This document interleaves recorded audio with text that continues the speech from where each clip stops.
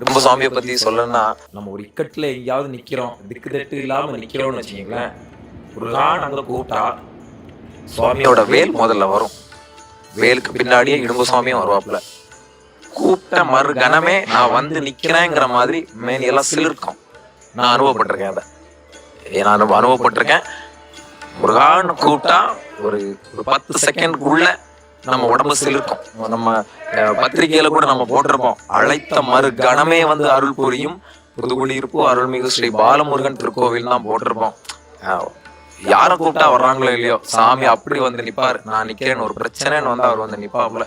இடும்ப சுவாமி கூடவே வருவார். கொடுக்கறது எல்லாமே பெஸ்டா தான் கொடுத்தாப்புல. எனக்கு மட்டும் இல்லை, எல்லாருக்குமே கொடுக்கறத வந்து அவன் நமக்கு ஒரு விஷயம் சேரும், இவனுக்கு இதை கொடுத்தா நல்லா இருக்கும்னு தெரிஞ்சு அதை கொடுப்பாப்புல.